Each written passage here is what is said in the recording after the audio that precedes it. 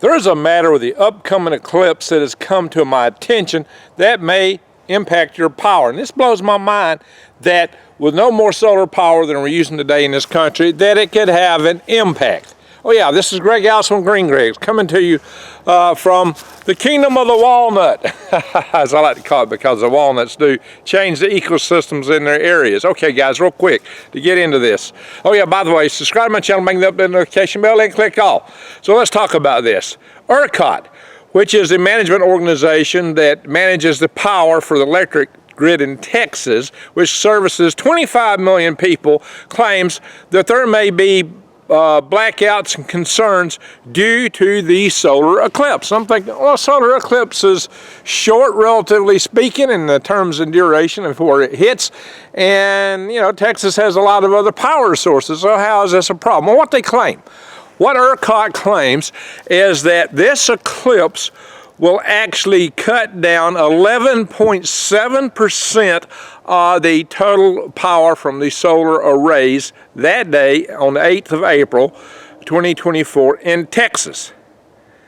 That's, you know, a fair percent of the solar power. I'm thinking, how is that possible? Well, it's, you know, closer to us to noon or something like that. But here's the other thing that you have to consider with this, is that only 3.8% of the Texas grid is supplied by solar power. So if you multiply 3.8% times 11.7%, what you get is the total dip in power overall. Now, the instantaneous power for that moment will be higher.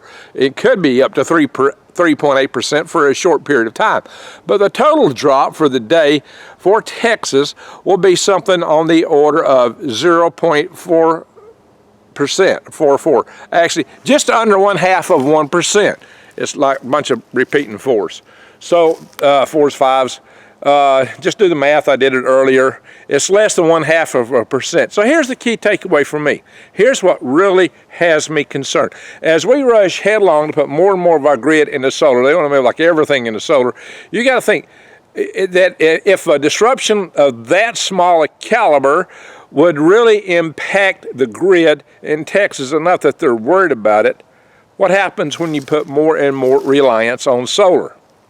How susceptible will we be? Well, Greg, we don't get eclipses every day. Well, that's true, thankfully, at least as of yet. But what happens if we have a major volcanic event, a volcanic winter, a nuclear winter, or, you know, some other catastrophe that takes out a lot of that solar?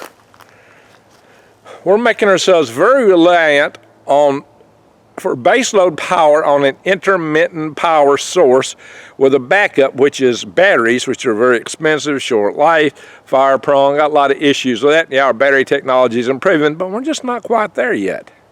And of course, we're getting these solar components and batteries from where? Oh yeah, China. China loves our new green deal. They love it better than anybody. Those are the ones that are really profiting from this. So guys, the upshot is, a question, what are we doing putting so much of our emphasis into solar at this point in time? Are we this ready for it yet? Are we really prepared? When a little solar eclipse causes a hiccup, causes ERCOT to be concerned, you got to ask, what are we really doing? Now, hey, I'm going to put solar on my, eventually, on my tiny home in Arizona, because I'm going to be totally off grid. And people want off grid, you know, I recommend things like that. But guys, you just got to think, for the nation's power load, for its baseline power, is this really the right move at the right time? Do we need to do other preparations? And I think we need to go more American, because I've talked about the Chinese components that are in the battery charging systems that they're worried about. A lot of other things that they're worried about that they might be able to shut down remotely, control remotely, get intel from remotely. What are we setting ourselves up for? Anyway, guys, like I said, subscribe, bang that notification bell, and click all. Hey, it's springtime. Springtime is here. Are you planting a garden? Yeah, check out my links to True Leaf Market and Eden Brothers, and they'll be linked in the video below. And get some long-term food storage. Check out prepwithgreg.com. Thank y'all for watching. Greg out.